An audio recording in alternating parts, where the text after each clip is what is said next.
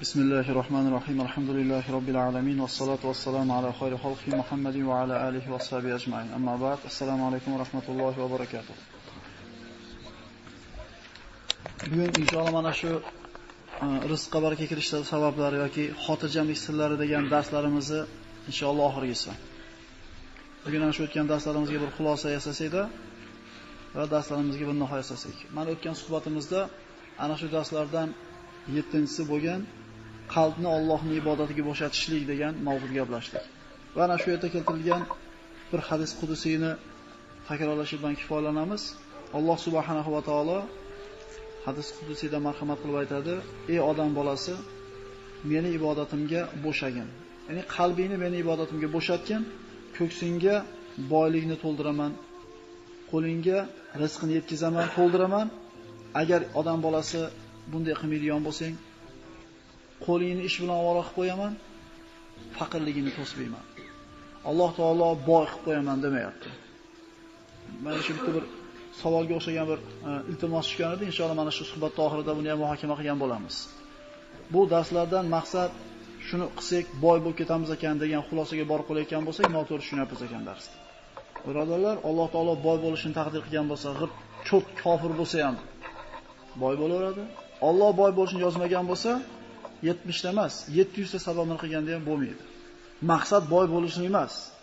Maqsad xotirjamlik. Alloh taolo agar meni ibodatimga qalbingni bo'shatsang, ko'ksingga boylikni to'lg'izaman deyapti. Ya'ni xotirjamlik degan ne'matni beraman. Qo'lingda qancha bo'lishidan qat'iy nazar. Va qo'lingda muhtojlik degan narsani yo'q qilib qo'yaman.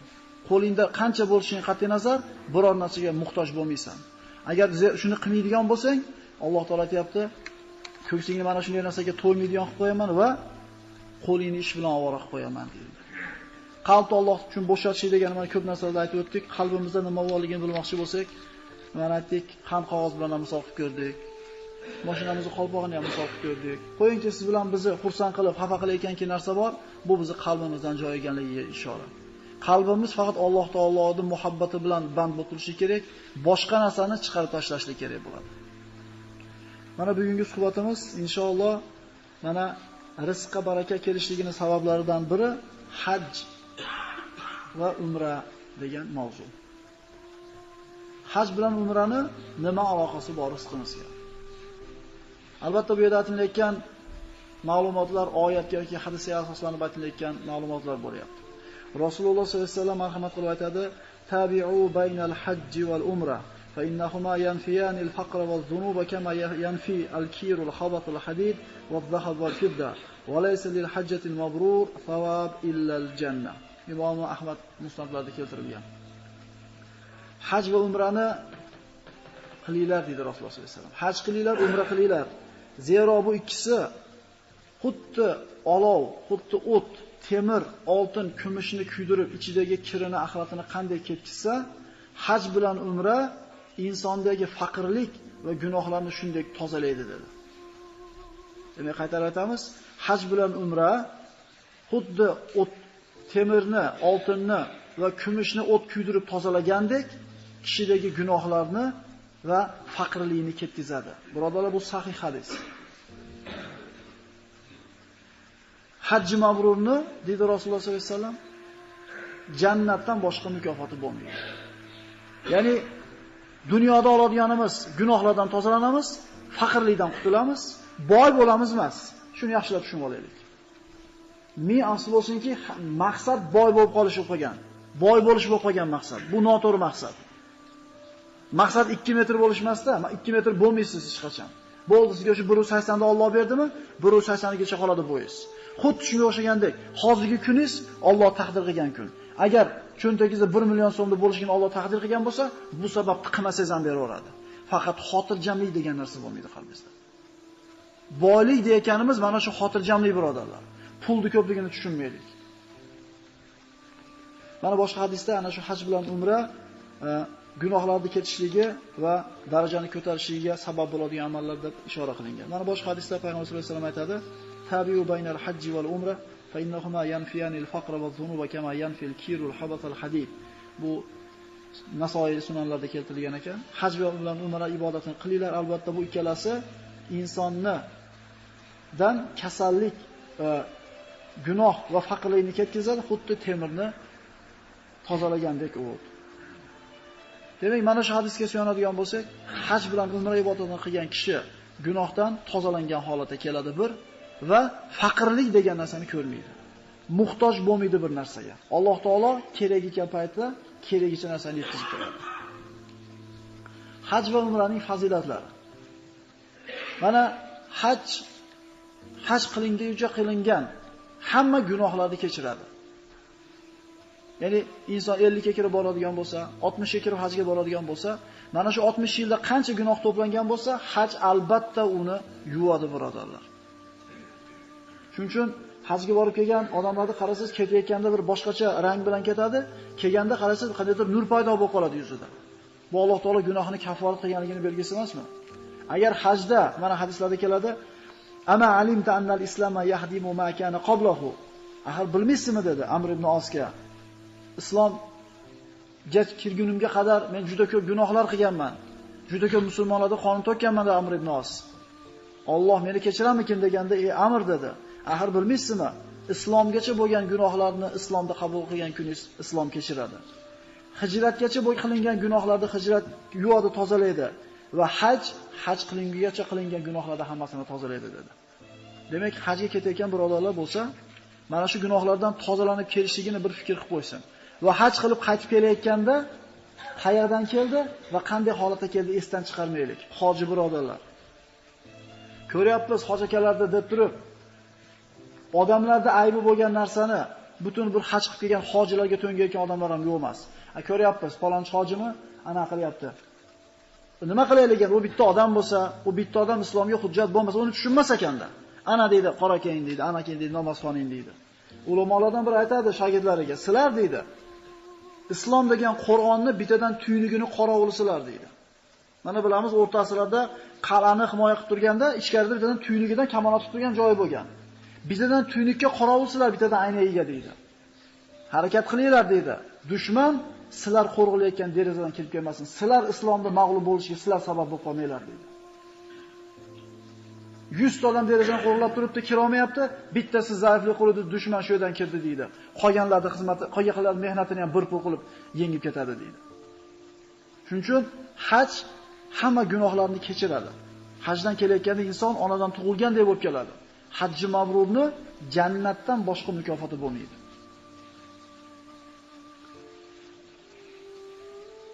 Haj amallarning eng afzali. Rasululloh sollallohu alayhi vasallamdan "Ya Rasululloh, amallarning eng afzali qaysi?" deganda, Allohga iymon keltirishlik va payg'ambariga dedi. So'ngra qaysi dedi? So'ngra hajji mabrur dedi.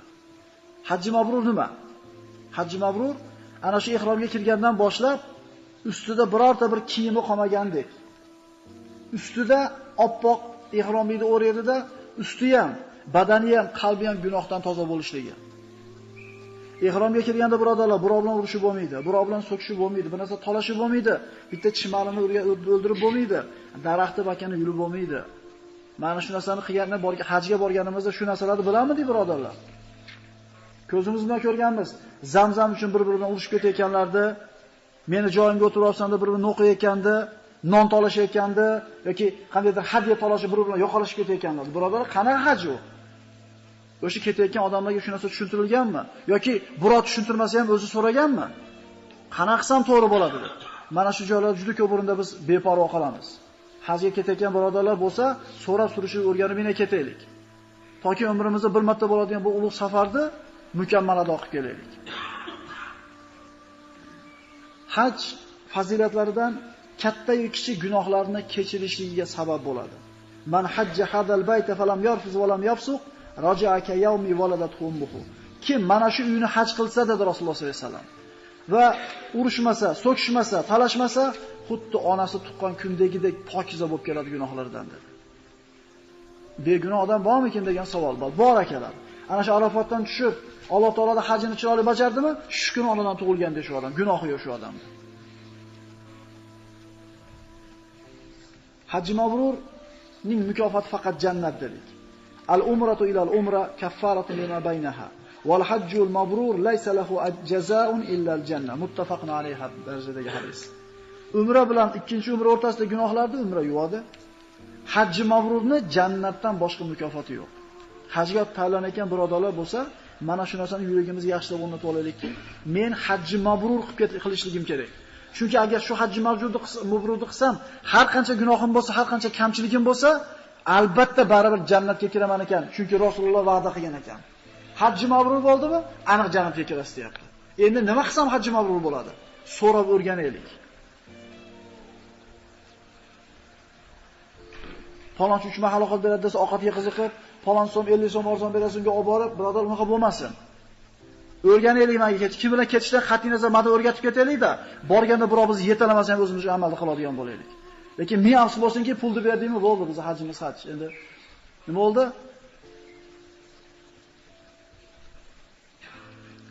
Haj mabrurning hajning fazilatlaridan. Mana Rasululloh sollallohu alayhi vasallam hadislarda aytadi: Fazlu solati fi masjidil harom ala g'ayrihi mi'a alf salat.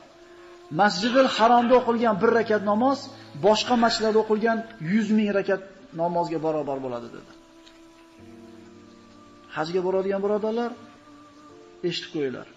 Borib kelgan birodarlar bir yodingizga solib qo'yinglar. Magazinni yopib, hoji sola deganda magazinga masjidga ketgan kunlarimiz bo'lgan. Shunday emasmi? Mehmonxonadan chiqmasdan yotganlarimiz bor. Qachon uyga ketamiz? Guvohi bo'lgan bo'lsalar kerak. Yuraveramizmi? Boraveramizmi? Madinada shaxsan o'zim guvohi bo'lganman, ana shu Takiyada masjidda o'tirganda o'sha yerdagi imom so'kkan. "Ey senlar necha ming kilometrdan kelding? Borish Masjidun Nabaviyga. O'sha yerda namoz o'qishgin. 1000 rakat namoz bilan barobar bo'ladi" deb haydaganini ko'rganmiz birodarlar. Hajga ketayotganlar bo'lsa, shijoat ketayotganda zo'r bo'ladi. Otalar, umrimizda bir marta ketyapmiz. Shoshiltirmaysizlarmi? Shoshiltirmaylar desa ketayotganda hamma oqsoqollar polvon bo'lgan. Yo'q, biz bir marta ketyapmiz. Biz shoshiltirmaymiz deydi. Boradi, haj tugab, ehromdan tushib, hoji bo'lgandan keyin endi bolam bo'ladigan ishni bo'lgani yaxshi. Uyimizga tezroq boraylik. Molim ozib ketdi, qo'yim o'lib qopti. Agar shu hajga tayyorgarlik ketayotgan birodarlar bo'lsa, birodarlar yetib boramizmi, yo'qmi? Alloh qabul qildimi, yo'qmi? Qayerga ketayotganimizni bilib boraylik. Makkaga borganda 1 rakat namozni 100 ming rakatga o'tadigan Masjidul Haromda namoz o'qimay bozorda nima qilasiz? Birodarlar, buni aytib qo'yay. O'sha yerdagi bor narsa qora suvimizda bor. Yana arzonroq. Bir ukamiz bir qop tasvir olibdi o'shada. O'zimiz bilan bo'lgan ish. Bir qop tasvir olib, sotaman deb politsiyaga tushib qolibdi. Surishtirib kelsa, o'shimizda qora suvimiz undan arzonroq ekan. Ishonaveringlar, sizlar aytayotgan ash latta puttalar, hoji ayalar, hoji otalar, o'zimizning qora suvimizda bor. O'sha yerdan o'sha Xitoyda shirpatirib akalar. Faqat u yerda Masjidul Harom bor, Masjidun Nabaviy bor, qadriga yetaylik. Uxlasak ham o'sha yerda uxlaylik, damasak ham o'sha yerda chiqmaylik o'shadan. Ka'batullohga qarab turishlik ibodat degan. Namoz o'qigan oyog'ingizda xolis qolmagan bo'lsa qarab turing. Agar tavof qilishga kuchingiz yetmasa qarab o'tiring, uxlang o'shada. Ibodat. O'shuning uchun payg'ambarimiz aytayapti, hajning fazilatlaridan 1 rakat namoz Masjidul Haromda 100 ming rakat yeting dedi. Meni masjidimda o'qilgan namoz boshqa masjidga barobarga solishtirganda 1000 barobar katta dedi savobi. Va Masjidul Aqsoda o'qilgan, Baytul Maqdisda o'qilgan namoz boshqa masjidlarda o'qilgan namozga 100 barobarga teng deyildi. Ketayotganda polvon bo'ladi hamma. Lekin mayerdan tayyorgarlik ketgan bo'lsa, shoshilmaydi. Ine bitta narsaga e'tibor berish kerak, yoshlar ko'proq haromda yurganligini ko'rasan. Insof qilib aytadigan bo'lsak, yoshlar ko'proq ibodatga chanqoq bo'ladi. Keksalarga qaraganda. Buni ham aytaylik. Hajning fazilatlaridan bu kunda Arafot kuni bor. Rasululloh sollallohu alayhi vasallam aytadi: "Ma min yawmin akthar min an yu'tiqallohu fihi abdan minan nari min yawmi Arafa."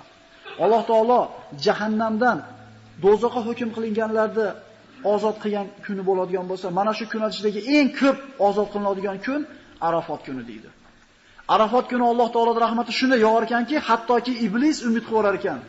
Meni ham Alloh kechirib olsa kerak deb. Rahmatni ko'p yog'ilganligidan. Eng yaxshi duo Arafot kuni bo'ladi, birodarlar. Chunki eng yaxshi duo Arafat kunida Payg'ambar sollallohu alayhi vasallam hadislarda marhamat qilgan. Arafat kunida ba'zi bir xalqlarda borib aylanib ko'radigan bo'lsangiz, ana shu Arafat maydoni, Arafat tog'ida ibodat qilayotgan, tasbih aytayotgan, namoz o'qiyotgan, Qur'on o'qiyotgan bizkilar gaplashib o'tirgan. Qozonni katta qilib qaynatib olib, yemoqdan, ichmoqdan, bola chaqasidan, o'g'il kelindan gapirdi. Birodarlar, Arafat kuni bu gunohlar kechiriladigan, haj bo'ladigan kun shu kun. Beparvo qolamiz.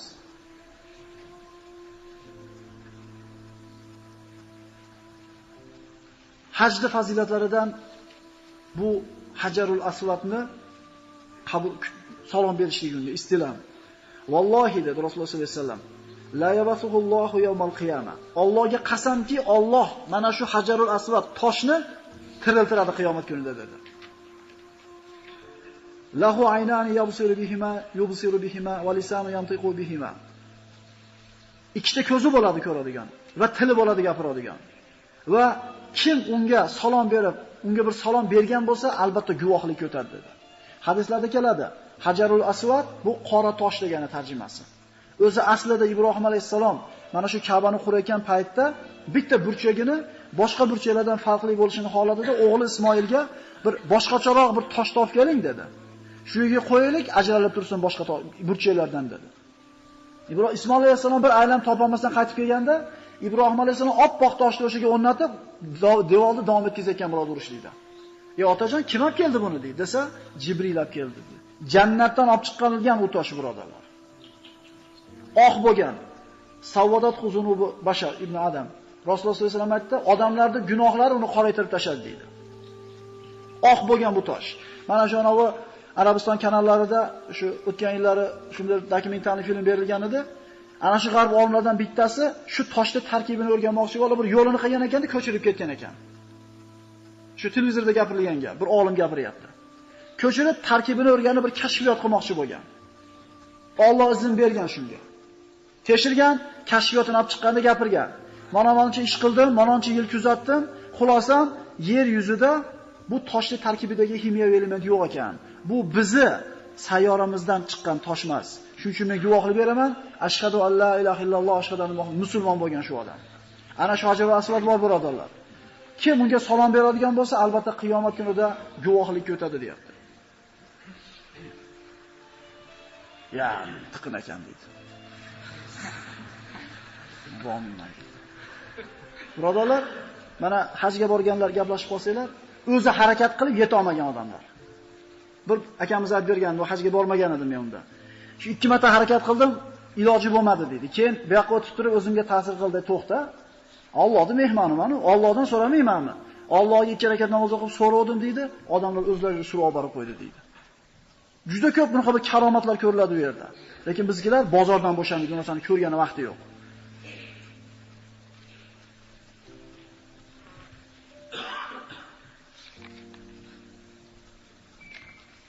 Hajji mabrurning mukofoti faqat jannat deyildi. Demak, sizlar bilan birodarlar, mana bir necha kunlar ichida rizqqa taalluqli bo'lgan darslarni ko'rib chiqqan bo'ldik. Bular tavakkul. Kim Allohga tavakkul qilsa, uni hisobi Allohning qo'lida bo'ladi. Har qanday mushkulni oson qiladi. Kim taqvo qilsa, Alloh taolo har qanday mushkullardan mahrajni beradi. 14 ta foydani sanab o'tdi. Yana vallohu alam. Sila rahim umrini davomiy bo'lishini, rizqini barakatli bo'lishini xohlasa, sila rahim qilsin dedi payg'ambar sollallohu alayhi vasallam. Istig'for va tavbani gaplashdik. 5 ta narsani va'da qildi Alloh.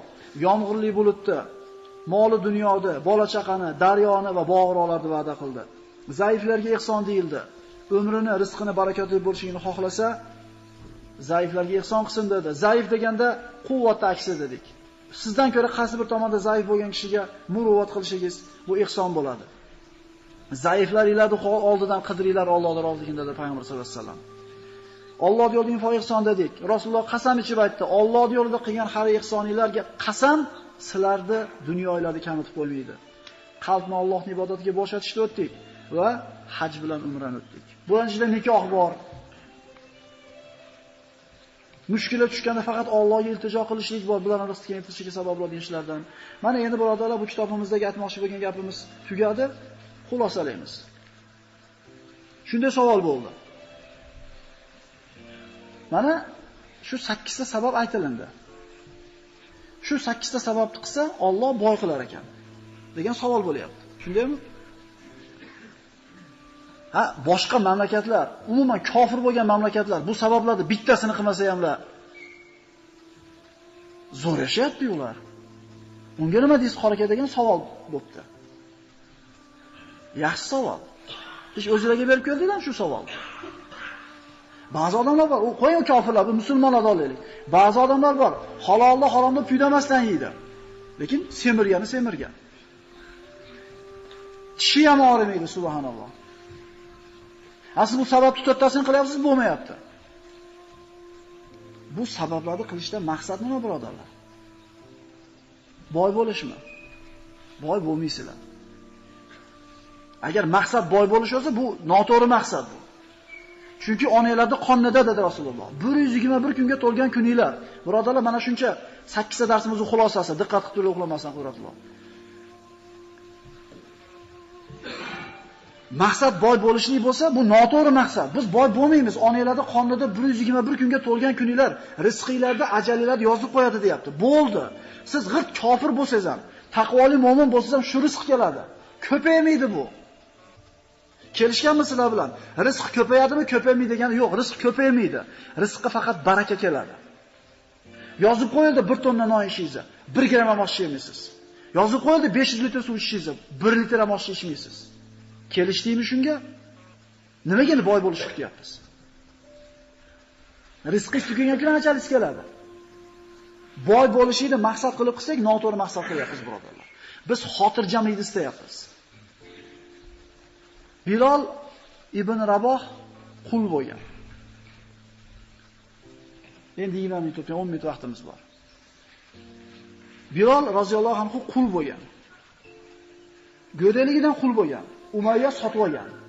Qul bo'lgan. Islomni qabul qilgandan keyin qattiq azob bergan Umayya. Aytadiki, "Ey Umayya" deydi, Bilol deydi. "Men seni deydi qoningni boqsam deydi. Kiyimingni bersam deydi. Yotog'ingni bersam, shuncha narsani mendan olib turib deydi. Nimaga meni gapimga kelmayapsan-u, Muhammadning gapiga itoat qilyapsan? Muhammad senga nima berdi?" deydi.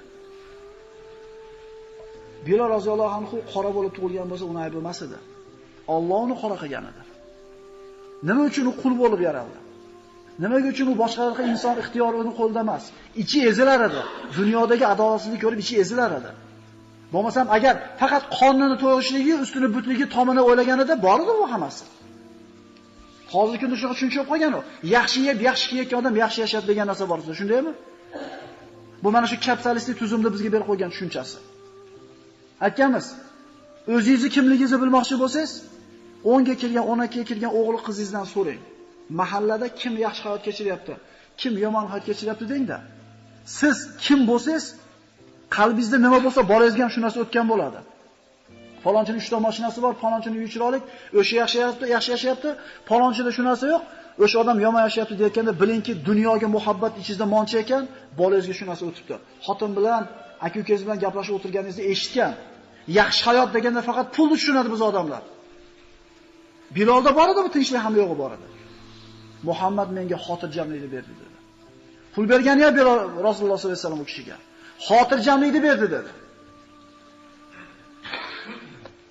G'arb mamlakatlari, boshqa bir kofir mamlakatlar rivojlanayotgan bo'lsa, birodarlar, xo'p, mashinalari zo'r, uylari zo'r, nega aytinglarchi? Qushli ikkita qanoti bo'ladi. Moddiy tarafi, ma'naviy tomoni. Ana shu g'arb mamlakatlarining moddiy tomoni zo'r. Biz xohlayotgan, hatto kartoshka piyozni ochib beradigan apparatlargacha bor. Kir yuvadigan, idish yuvadigan apparatlargacha bor. Yetishib ketgan, aytamiz 150 dan yeta olmaymiz ularga deymiz. Shundaymi? Ma'naviy tomonini qaranglarchi, xotirjammi shular? Agar faqat pul bilan bo'lsa, shular xotirjam yashash kerakmidi? Tey uvolin desa ishdan. Otib yuryapti o'zini jin o'tkazib. Tashlab yuryapti o'zini. Endi nima qilaman? Qonnimni qana boqaman deyapti. Bo'lmasam bor. Yo'q emas, orttirib qo'ygan, lekin ishi uchun yashaydi ular. Qalbi xotirjammi? Ko'ryapmiz birodarlar, har xil rangliklar ko'payib ketyapti. Yalang'och yuradiganlar ko'payib ketyapti. O'sha hayotni yaxshi ko'ramizmi? Ularga bizni chiroq qilib ko'rsatishayotgan paytda ularni bizga. Mana shu tomonni ham ko'raylik. Tanganing ikkinchi tomoni ham bor, birodarlar. Chiroyli asfaltlari, chiroyli mashina, chiroyli konditsioner ko'rsatgan orqa tomonni ko'rsatib qo'ysin. Qarang, orqa tomonda nima bo'ladi? Qirilib ketyapti bular. Bir kampir o'lib qolib, undan bola chaqasi qo'ni-qo'shni xabar olmaganidan, sasib ketganligidan, hididan bilib kirishyapti, o'lib qopti ma kampir deb. Shu hayotmi? Xaladeligi to'g'ridir, kalbasani sirdi edi. Moddiy tomoni zo'r, lekin ma'naviy tomoni yo'qligi uchun zo'r deya olamizmi hayotini?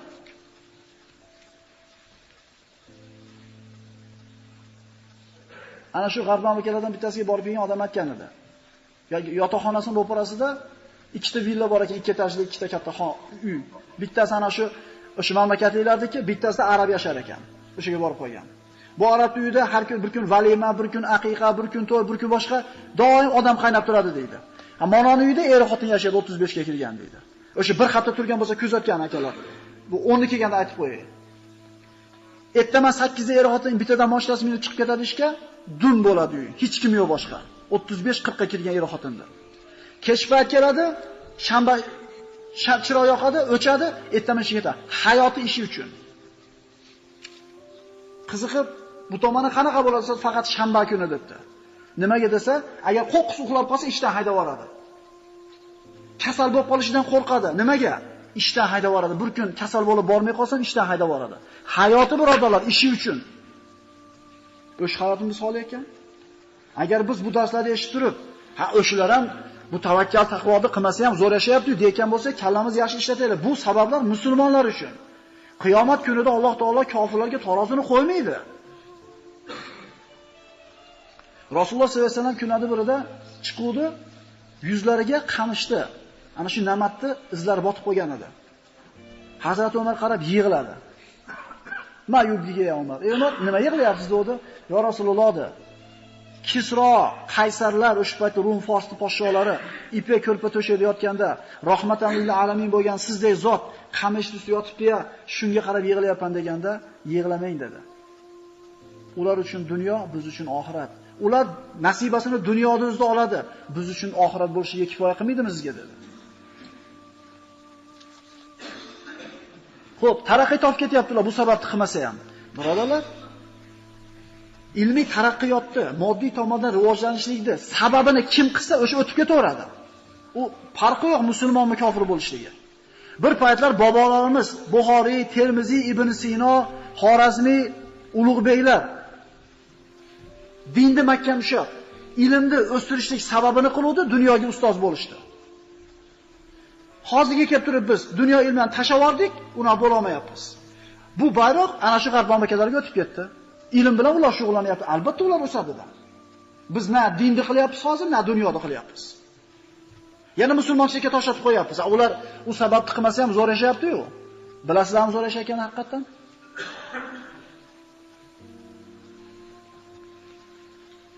Biz bu yerda aytilgan narsalar birodarlar. Ana shu topayotgan pulimizga bosh bachag'imizdan kirib ketmaylik. Allohga aytgan ibodatini qilib, ozgina harakat qilsak ham kelaveradi deyapmiz. Biz sizlarga xotirjamlik bo'ladi qalbingizda deyapmiz. Boy bo'lib qolasizlar demayapmiz. Tushunarlimi birodarlar? Boylik xotirjamlik emasmidi? Yoki xotirjamlik emasmidi boylik?